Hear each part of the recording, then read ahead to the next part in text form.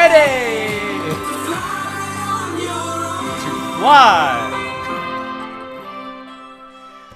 Love those guys. That's Distant Cousins. They're a good friend of ours. They've appeared here on AT Live. How are you, my holy sisters and brothers? Let's light up the darkness. Who is with us as we get it going on a fine Tuesday in the middle of Chol HaMoed Pesach? We wish each other Moadim L'Simcha. These are the intermediate days of Passover. The first 2 days outside of Israel are full-fledged festival days. The last 2 days are full-fledged festival days. These are the intermediate days. It's permitted to do work, but we should have a festive meal every day, and we keep the festival going. And of course, we can't eat leavened bread during these days. We're not, as we learn in Tractate Pesachim, we're not obligated to eat matzah on these days. But since it is appropriate to honor the festival by eating a festive meal, and it's not a meal unless you eat bread, and you can't eat leavened bread, so you end up eating matzah every day. Who's with us as we get it going? James in Indianapolis, Melissa in Great Neck, Stephen in Dover, New Hampshire. Yehudit. Don't you have a birthday today, Yehudit? Yom Huledet Sameach. Renee in Indy, Paula in Chicago, Gwen, howdy from Michigan, Sharon in Lebanon, Bill in Berkeley. They had cufflinks in antiquity? Asks Bill. We shall see. It's not so much about the cufflinks as the cuffs.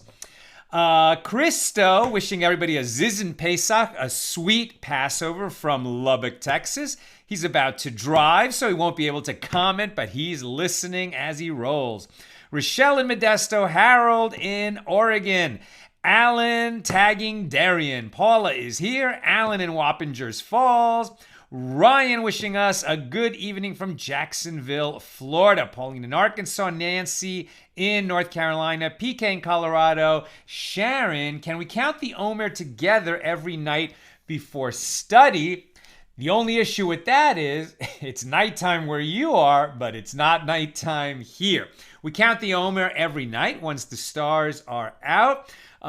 We're in day 2 here on the West Coast. You're already in the next day on the East Coast. And we don't say what day it's going to be until we've actually counted it. So I was thinking that we would count it together on... Well, we can't do it on Saturday night because that'll be a festival day of Passover, but maybe Sunday night. Sunday night when we come out of the 8th day of Passover, then let's count the Omer together. Jennifer wishing us Chag Sameach from Ocala, Florida. Also, you can say Chag Sameach, festival, joy of the festival. You can say that all through the festival.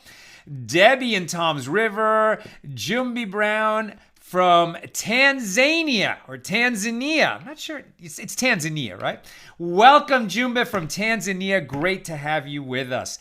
Jesse is here. Lucy in Minnesota. Ann in Merced. Terry says shalom. Gwen, what is the Omer? What are you counting? So we count all of the days. We count every day from the second night of Passover until the 50th day, and then Shavuos comes. And the Torah, this is a commandment in the Torah. And basically what we're counting between, on the one hand, it's we were liberated from slavery in Egypt, and then we had 7 weeks until we were ready, till we were gathered at the foot of Mount Sinai and ready to receive the Torah. Also, there's an agricultural component to this. On the second day of Passover, the Omer offering was brought from which was a barley offering. And then at Shavuos, there's a meal offering, a wheat offering.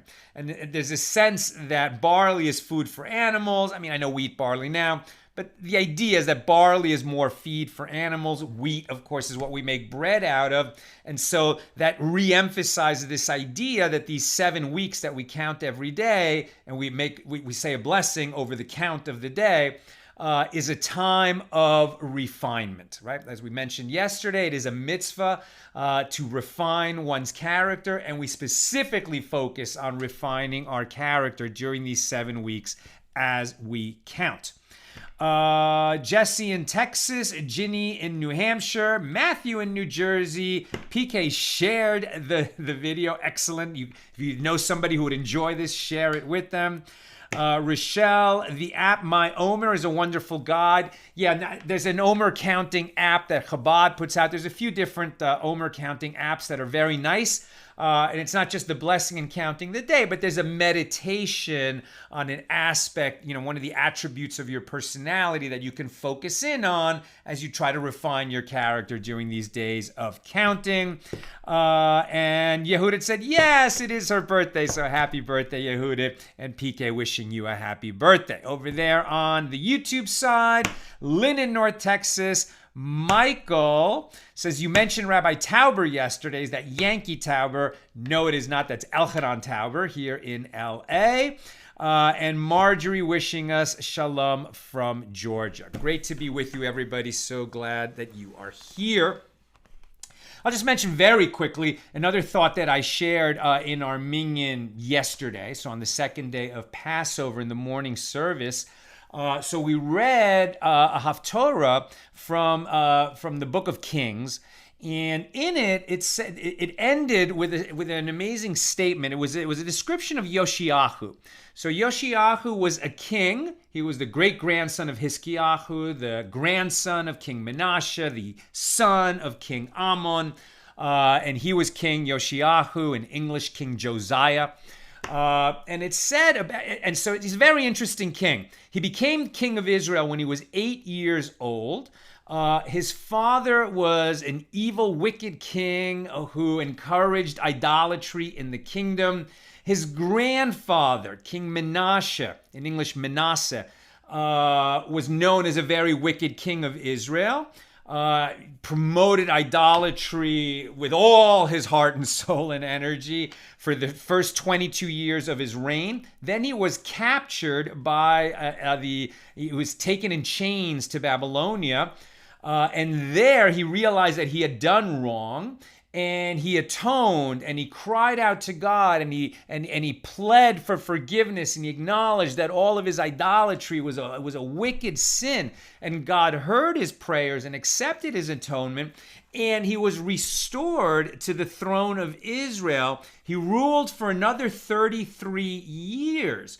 But because he had done, so much to promote idolatry in the first 22 years of his reign, even though he atoned and now acknowledged the one true God, and tried to, worship just God, the actions that he had done to promote idolatry in the kingdom, he was never really able to overcome them. And there were temples of idolatry in Israel. And when his son was Ammon, he had a short reign. And then his grandson, Yoshiyahu, about whom we read yesterday, he became king when he was 8. When he was 26, 18 years later, they found a Torah scroll in the temple. And that was the first time that King Yoshiyahu encountered the Torah. Imagine, a king of Israel didn't even encounter the Torah for 18 years, from 8 years old to 26, while he was a king of Israel. When this Torah scroll was found in the temple, he had it read to him, and he said, wait a minute. What have we been doing? We've been completely off the rails.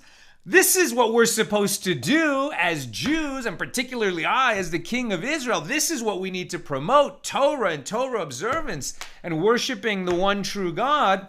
And he, took all of the statues of idolatry and all the practices of idolatry out of the temple, out of Jerusalem. He kicked out the priests of idolatry.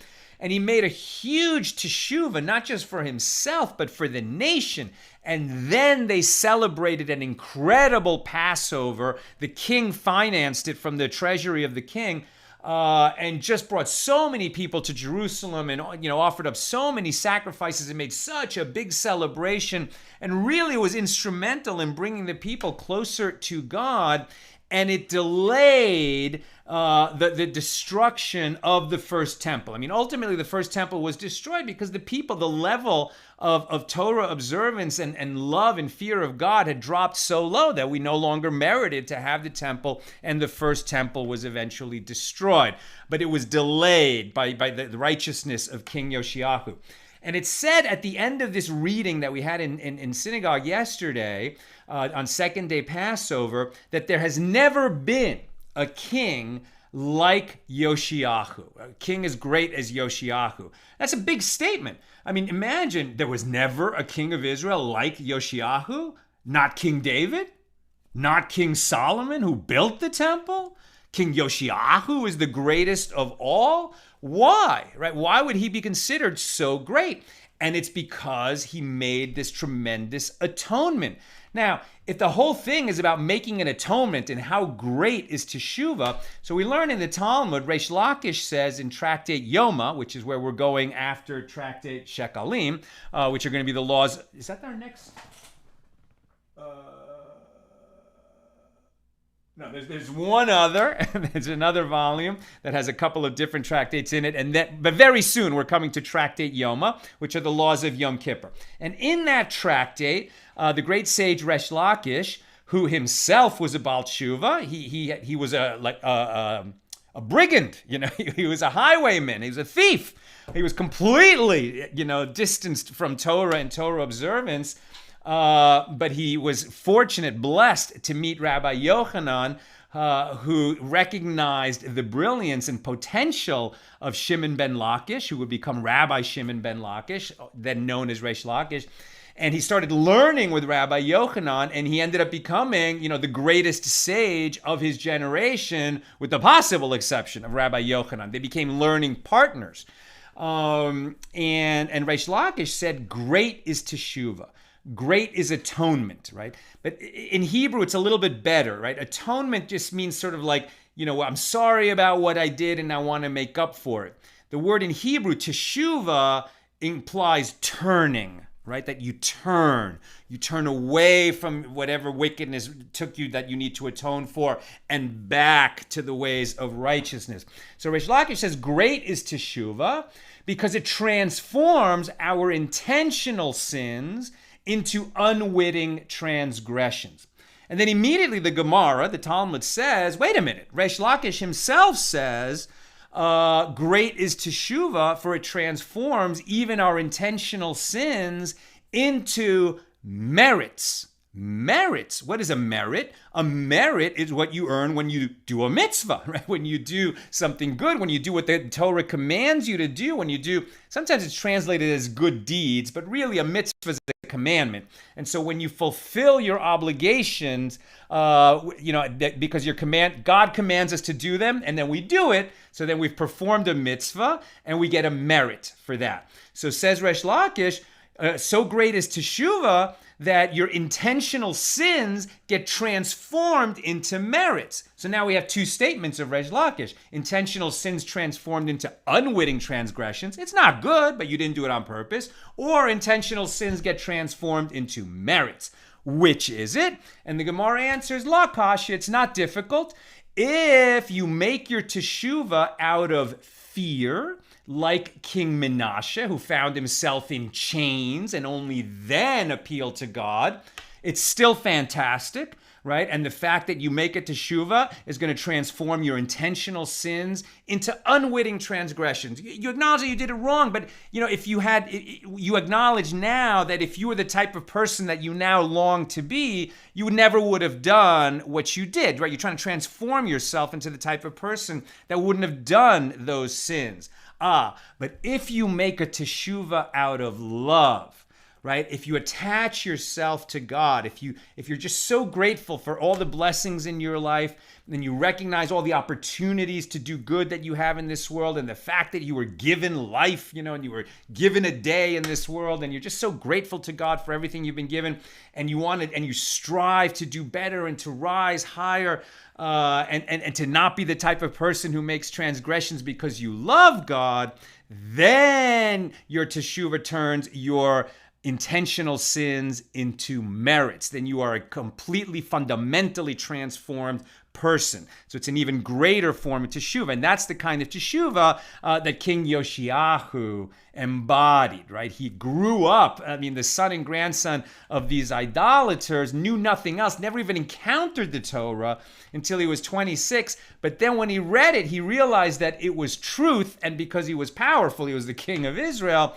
He used his throne and his office and his power to transform his own life, and as a leader, bring all the people with him out of love, greatest teshuvah, and he therefore transformed his own and even intentional transgressions into merits, and he helped do that for the people as well. May we all be blessed when we realize that we're doing things wrong in this world, that we try to transform ourselves out of love and not fear when we bring ourselves so low, that we find ourselves in jail and make an atonement there. It's still fantastic. Much better to make a teshuvah out of fear than no teshuvah at all, but even better if we make it out of love. Okay, where are we holding? This is Daf Ches, page 8 here in Tractate Shekalim. We're starting a new chapter, chapter 3. I'm going to read the Mishnah. We're actually starting on the B side of page 7 toward the bottom because it's a new chapter. And we're going to do 2 Mishnahs today. So we're going to skip around a little bit on this page because there's quite a bit of sort of technical material, and we're going to omit some of that. All right, Mishnah number 1 here in chapter 3 of Tractate Shekalim. This is all about the collection that was done every year. Every adult Jewish male in ancient Israel, when the temple was standing, was obligated to give a half shekel of silver. And this collection was used to purchase the communal offerings that were offered every day in the temple on behalf of the entire nation. On Mishnah number 1 in chapter 3. On 3 occasions during the year, the ceremony of the collection of the Temple Treasury chamber is performed.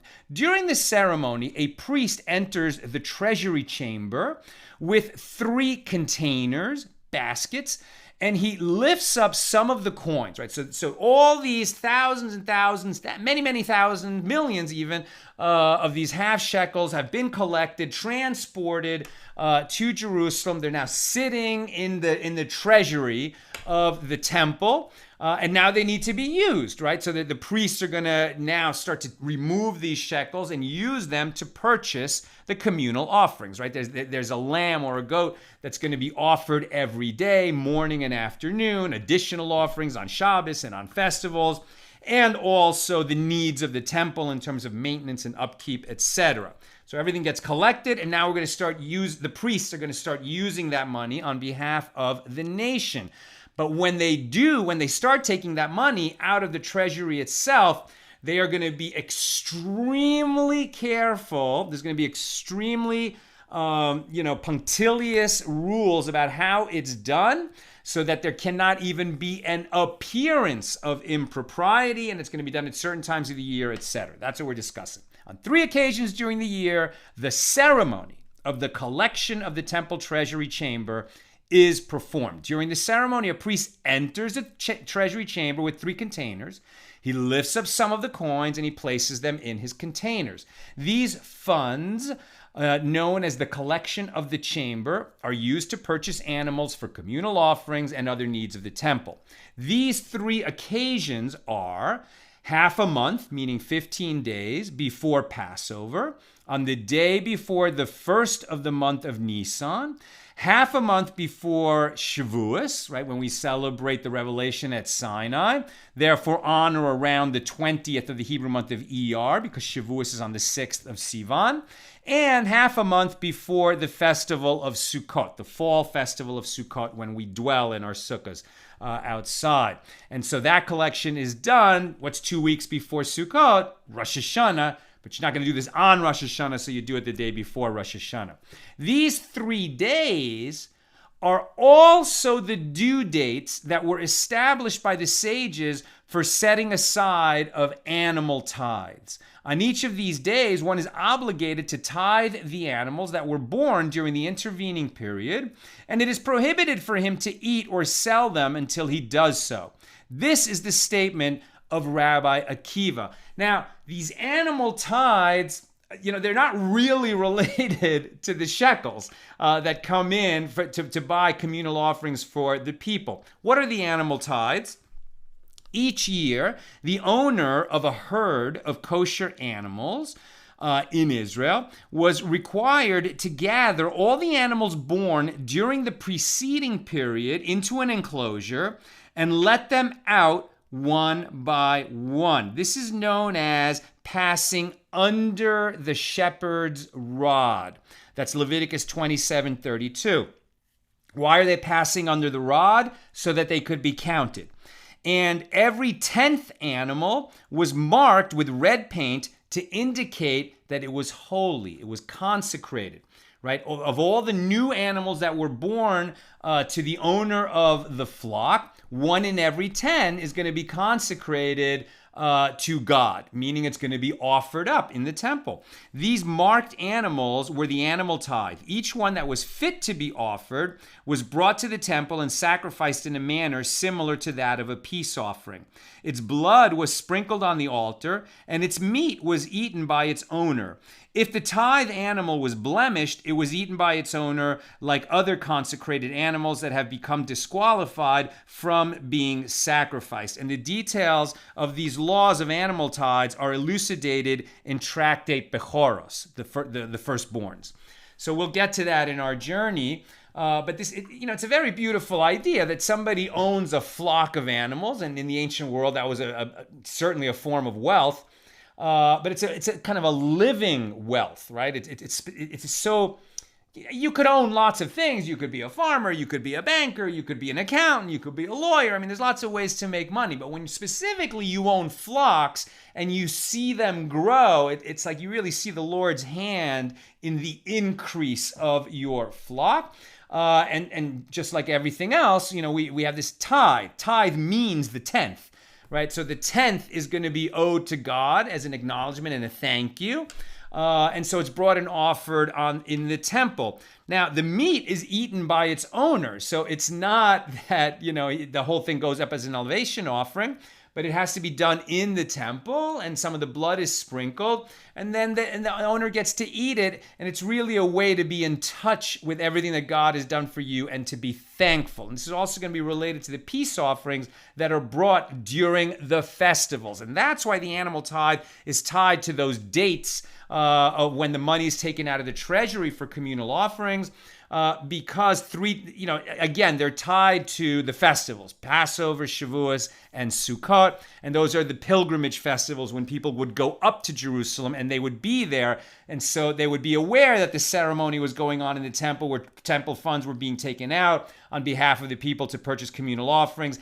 And all these people were coming up to Jerusalem and bringing their tithed animals with them. So it was a really beautiful procession going up to Jerusalem. Ben Azai says that the dates established by the sages for the setting aside of animal tithes are the 29th of Adar, the 1st of Sivan, and the 29th of Av. So he says that the due dates of the animal tithes are a little bit closer to the festivals than the collection dates for taking money out of the treasury in the temple. Rabbi Elazar and Rabbi Shimon say that the dates for the animal tithes are the 1st of Nisan, the 1st of Sivan, and the 29th of Elul. And why did Rabbi Elazar and Rabbi Shimon say the 29th of Elul and not the 1st of Tishrei? As they said, the 1st of Nisan, the month of Passover, and the 1st of Sivan, the month of Shavuos. Because the 1st of Tishrei is Rosh Hashanah and is not permitted to tithe on a festival. Therefore, the sages advanced the day of tithing the animals born over the course of the summer to the 29th of Elul.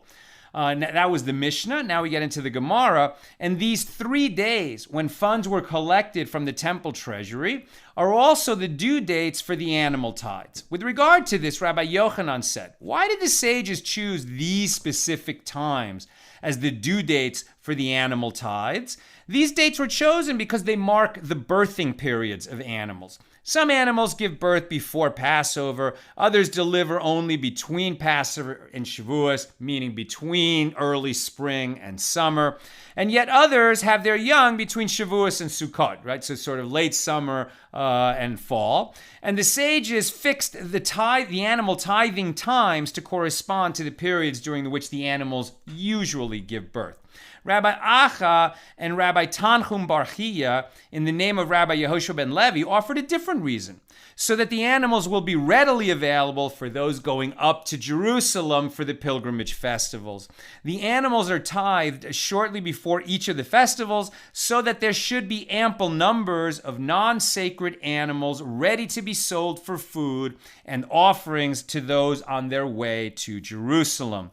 Right? Because why did we just say about non-sacred animals? If tithing makes them sacred, right? But before you tithe your flock, you can't sell any of your flock. You can't. Your flock is not available for selling until you have tithed it. In the same way that farmers, you can't eat of their grain until they set aside the tithes of produce. Right, the first 2% for the priest, the next 10% for the Levite, and the next 10% for their own use when they go on pilgrimage festivals.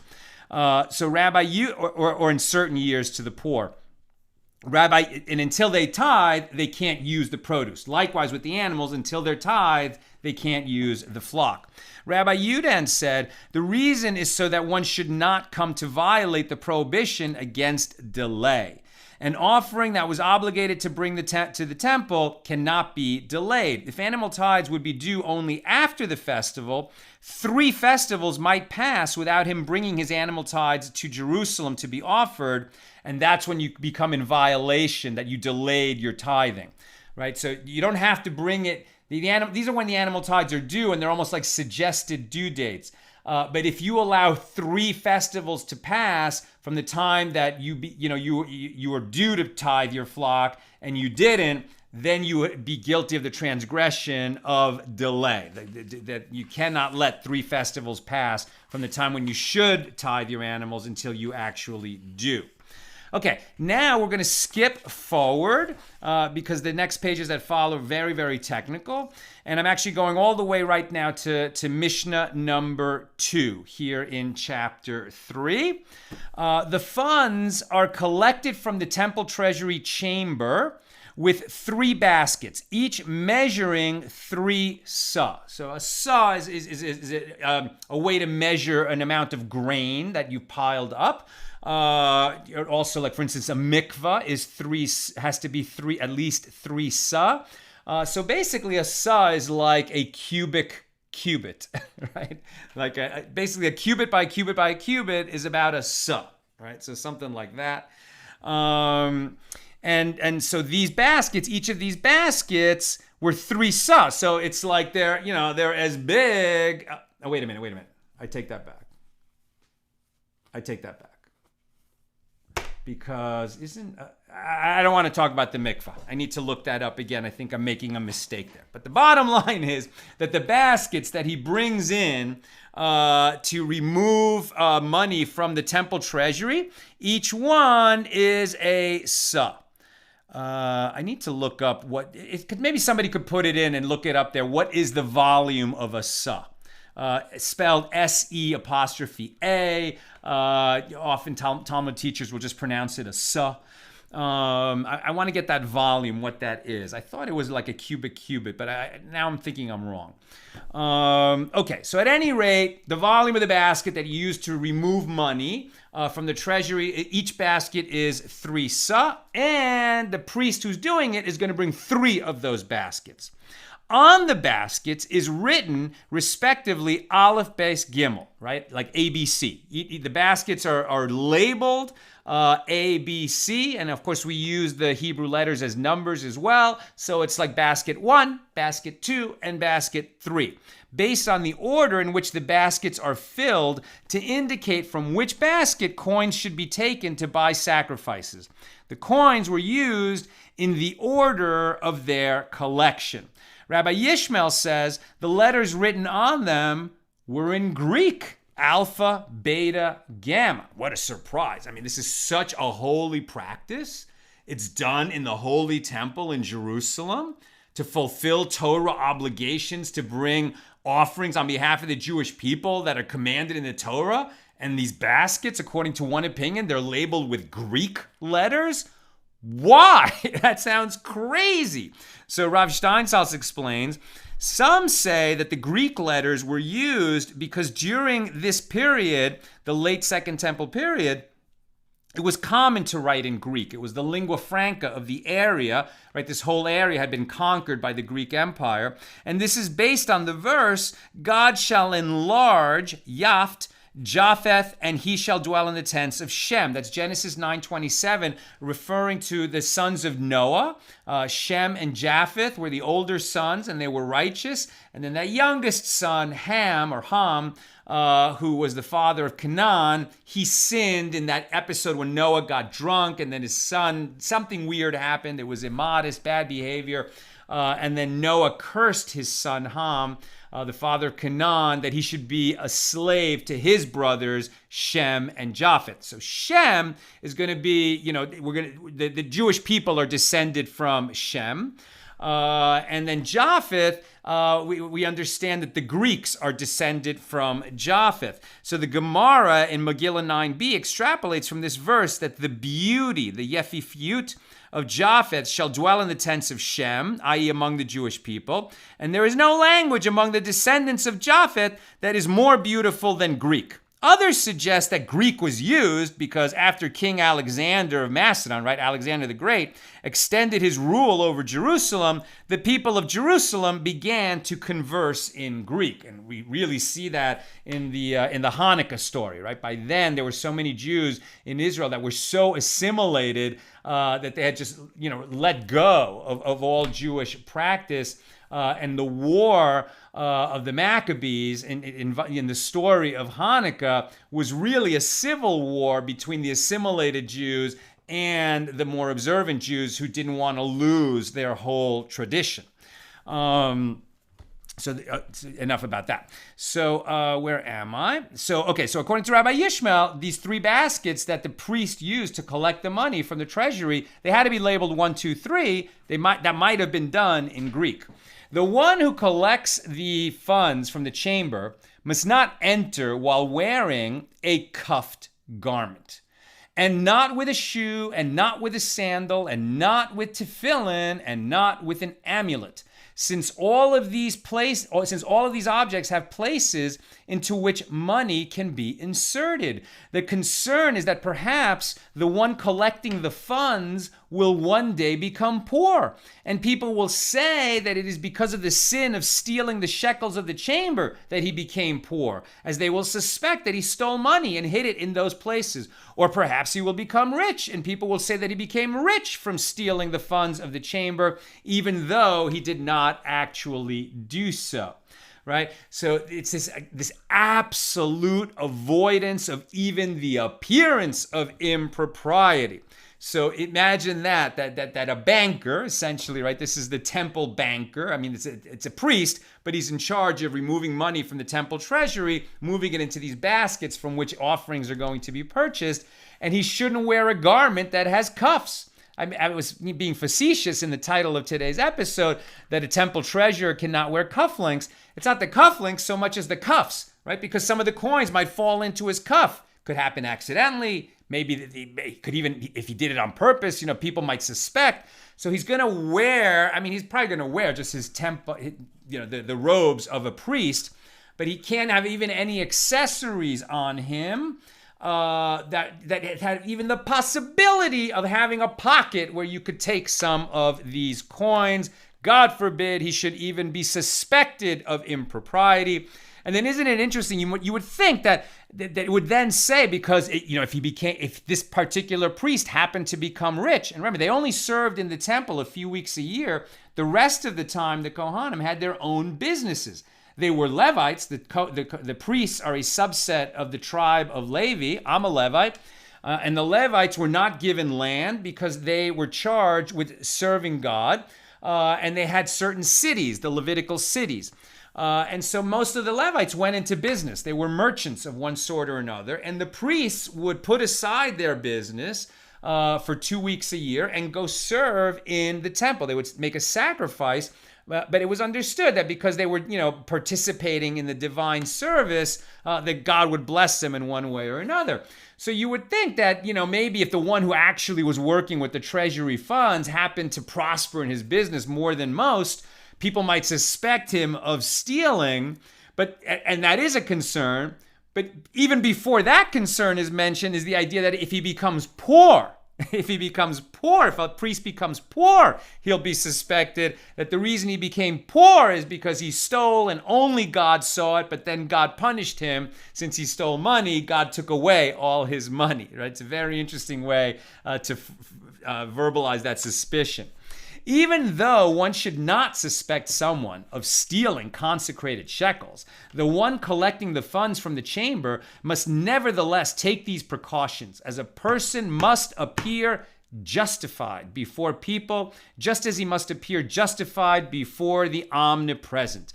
And it is stated, and you shall be guiltless before the Lord and before Israel. That's Numbers 32:22. From here it may be inferred that it is not enough to be innocent before God. One must also be innocent before the Jewish people. Again, a person in authority. It's not enough that he actually is he or she is an honest person.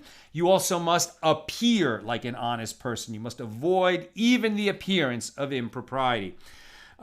Even in situations where there is little concern that one may commit a sin, the proper course is to remain above any possible suspicion of misconduct. And the verse states, "So shall you find grace and good understanding in the sight of God and man." That is Mishnah number 2 here in chapter 3. Now we skip down a little bit. What happens is, because these baskets that the priest used to take money from the treasury, the specific volume of those baskets was given. Okay, so Lucy put this in for me. Thank you. The sa, or the seah, plural se'im, is a unit of dry measure of ancient origin found in the Bible and in halakha, Jewish law, which equals 1/3 of an ephah or bath. In layman's terms, it is equal to the capacity of 144 medium-sized eggs, or what is equal in volume to about 9 quarts, about 8.5 liters.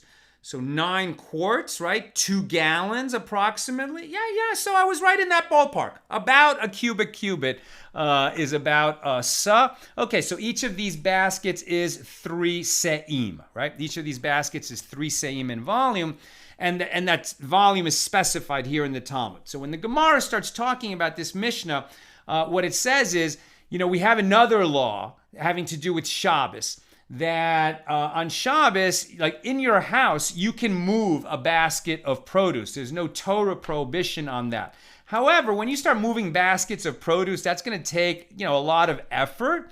You're just moving them from one place to another in your house. So it's not prohibited by Torah law, but the sages said, that's too much like prohibited work on Shabbos. So by rabbinic decree, you shouldn't be moving baskets of produce around your house. However, if the place where the baskets are located is a place that you need because you have guests coming for a meal or to hear a Torah lecture, then you can move those baskets of produce. What if they're huge baskets that weigh a ton? No, you may not. So then what size baskets may be moved for their place on Shabbos? And the Gemara derives from, in this law where the size of the baskets is not specified, we can derive the size of the baskets from a law where the size of the baskets is specified, meaning these baskets used to remove coins from the Temple Treasury.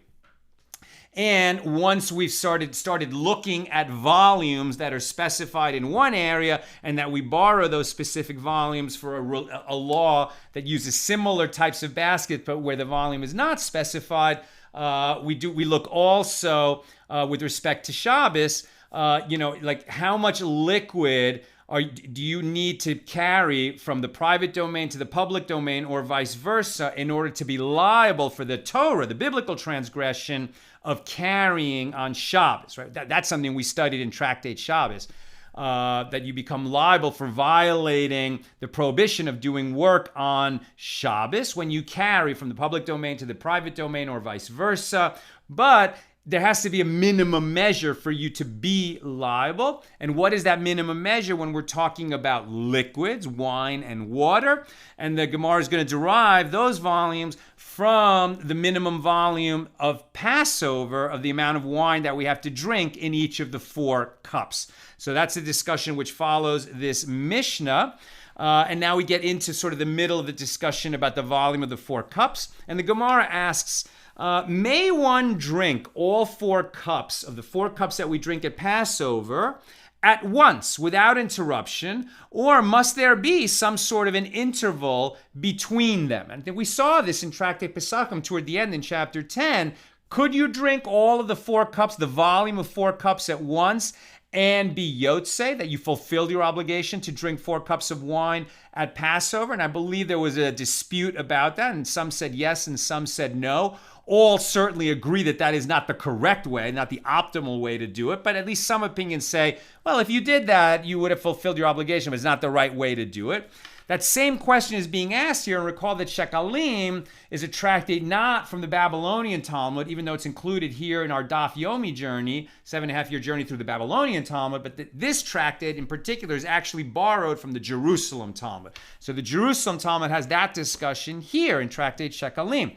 And the Gemara answers, from the fact that Rabbi Mana said, that Rabbi Yosei said, with regard to the Hallel, that it is recited on the first night of Passover, right? Hallel, we normally say in the morning prayers on Rosh Chodesh, the beginning of the month, and on festival days, and all the days of Passover, and all the days of Sukkot, and all the days of Hanukkah, but not on Purim.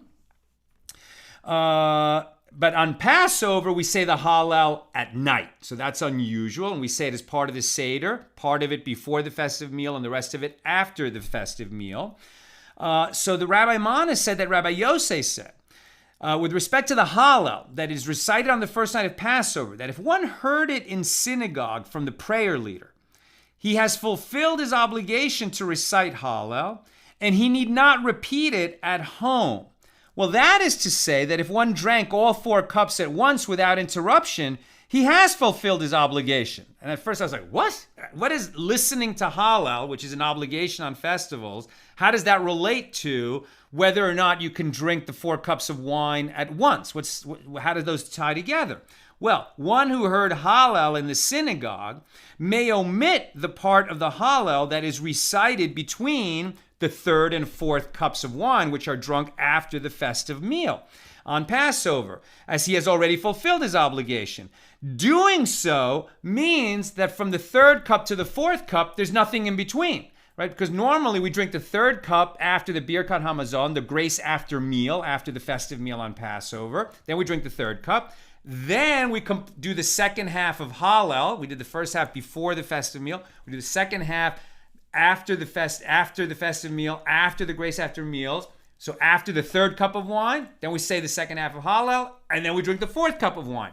If you already heard Hallel and you fulfilled your obligation to recite Hallel, so that means you would go from the 3rd cup of wine directly to the 4th cup of wine with no interval in between. And that would be okay. Apparently the sages say you don't have to do Hallel if you already heard Hallel on Passover night. Therefore, I'm sorry, so where am I? So doing so leaves no interval between the 3rd and 4th cup, yet Rabbi Yosei did not regard this as a problem, indicating that one is not required to have some kind of interval between the cups, and then they're going to extrapolate even further. So, okay, so you could even drink all 4 cups at once if you had, and then you would have fulfilled your obligation to drink 4 cups of wine at Passover. For sure, that's not the right way to do it. You shouldn't do it that way. But if you did, you would be Yotze. You would have fulfilled your obligation.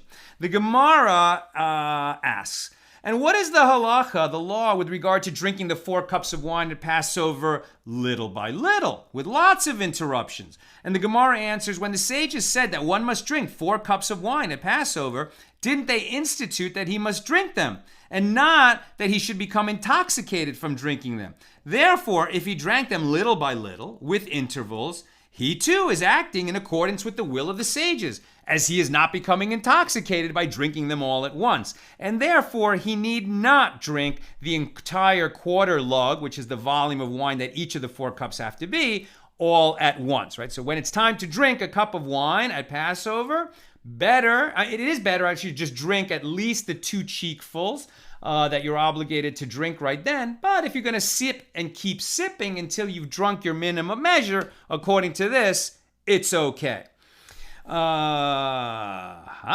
The Gemara further asks, what is the law with regard to fulfilling one's obligation to drinking 4 cups of wine on the first night of Passover with wine produced from the grapes that grew during the sabbatical year when we're not allowed to farm our land in ancient Israel? And Rav Oshaya taught in a Baraisa, one fulfills his obligation with regard to the 4 cups of wine with wine that was made from grapes harvested in the sabbatical year. Even though you can't farm them, stuff will grow naturally, and you're allowed to collect that and even make wine from it, as long as there's still crops out there in the field that animals are eating. Because you can collect it and bring it in your house, and you can keep eating it even if it's in your house, even though it was harvested in the sabbatical year, but only until there's still some fruits out there still in the fields. Once the animals have eaten everything that's out there in the fields, then even if you have some that you took from the sabbatical year and put in your storeroom, you're not allowed to eat that anymore until you take it outside and declare it ownerless. The Gemara raises another question. What is the halakha with regard to fulfilling one's obligation to drink the 4 cups at Passover with spiced wine? And the Gemara answers from the fact that Bar Kapara taught in a Baraisa that spiced wine is treated like wine. That is to say, one fulfills his obligation with regard to the 4 cups with spiced wine. The Gemara asks yet another question. What is the law with regard to fulfilling one's obligation to drink the 4 cups with diluted wine? And the Gemara answers, Rav Chia taught the 4 cups of wine that the sages said one must drink on the first night of Passover, one fulfills his obligation, whether they are undiluted or diluted, provided that they have the taste and appearance of wine and that you have the minimum measure. And there's a proof for that. Rabbi Yirmiyah brings from Proverbs 23:31, which mentions that wine is red. And so it's ideal that you would use red wine, not white wine. Having already taught, but you can use white wine, but it's better to use red wine. Having already taught that spiced wine is fit for the 4 cups, the Gemara cites what we learned in a Baraisa, cooked wine is like spiced wine. Now, what is cooked wine? I'm not sure what cooked wine was back then. Probably had a similar purpose as cooked wine today. The word for cooked is mevushal. Today, when we talk about mevushal wine, so first of all, wine is one of those things like tequila and whiskey basically is kosher, right? Like you don't need a hechsher in order to drink Macallan's, right? It doesn't have to be marked kosher. Wine can only be drunk by a Shomer Shabbos Jew, by a Torah observant Jew, if it's marked kosher, okay? And there's kosher for Passover wine as well. But what's important about kosher wine is that it was supervised by Jews who keep Shabbos, and that it was in the old days. This was much more important because there was no point along the chain of production where a non-Jew who was an idolater might have taken some of that wine and used it as a libation for his idol. That's the key, right? So you in the production process, that no non-Jew ever had the opportunity to take some of that wine and pour it out as an offering to his idol. Now, mevushal today means pasteurized. In other words, flash pasteurized. Because basically what happens then is, in the production process of the wine, at a certain point, they cook it for briefly at a certain temperature. And what that does is it arrests the wine. It no longer ages after that. It's a kind of inferior wine, but it's protected. After that, it's sealed, and there's not going to be this concern about a non-Jew coming into contact with it. Non-mevushal wine is wine that was never flash pasteurized in that way. And it is better wine and is quite a bit more expensive because it requires more rabbinic supervision, right? So you would think that non-mevushal wine, which is more expensive, superior wine, and in a sense, like it's more spiritual, more kosher. Mevushal wine is kosher, but non-mevushal wine is superior. You'd think that would be better for your Passover wine. And we had a nice Shira wine, which is a non-mevushal wine by our Seder. But this mevushal cooked wine, if you use that for your Seder, you have fulfilled your obligation. You don't have to use the non-mevushal wine. And that is what we are learning here on our page. I'm almost done, so if you have questions or comments, get them in now. The Gemara relates that it once happened that a certain Roman matron, a rich Roman woman, saw that Rabbi Yonah's face was... I'm sorry, that mevushal wine is understood to be a little bit lighter, a little bit less alcoholic, and a little bit easier on the system, right? So Rabbi Yonah, when he would drink 4 cups of wine for Passover, he would have to wrap his head with a bandage until the festival of Shavuos. In other words, Rabbi Yonah was very delicate, and you have to drink a certain amount of wine to really fulfill your obligation, and for him, that would give him a terrible headache. So he much preferred to use cooked wine, mevushal wine, as it was understood in the ancient world, which was like an inferior, lighter, more easy to dilute wine, so that he would get less of a headache. And now, having mentioned Rabbi Yonah, there's a story that a certain wealthy Roman woman saw that Rabbi Yonah's face was shining, and she said, old man, one of 3 things must apply to you. You are either drunk with wine, or else you lend money at interest, and owing to your comfortable income, your face shines, or else you raise pigs, which provides you with large profits and little work. I kind of doubt that pig farming is so easy, but it's definitely not appropriate for a Jew. He cursed her and said to her, let despair come upon that woman, as none of these 3 things apply to me. How dare you make assumptions about me? You don't know anything about me. Rather, my face shines because my learning is with me, and it lights my face. As this is what is written, a man's wisdom makes his face shine. Ecclesiastes 8:1. And this is something that you see, right, in like really, really great Torah scholars. So often they're sweet and they cultivate joy, and they're usually in a good mood. Their face shines, right? And it's not just that they know a lot and they know a lot of Torah and that makes their face shine, but it's also that they imbibe the wisdom of the generations and it transforms them, right? And they're people who are, they're not easily thrown off kilter. They're relaxed, they're happy, and it shows in them. Their wisdom transforms them into joyful people. And the Gemara further relates that Rabbi Abahu once came to Tiberias, to the school of Rabbi Yochanan, and Rabbi Yochanan's students saw that Rabbi Abahu's face was shining, and the student said to Rabbi Yochanan, Rabbi Abahu has found the treasure.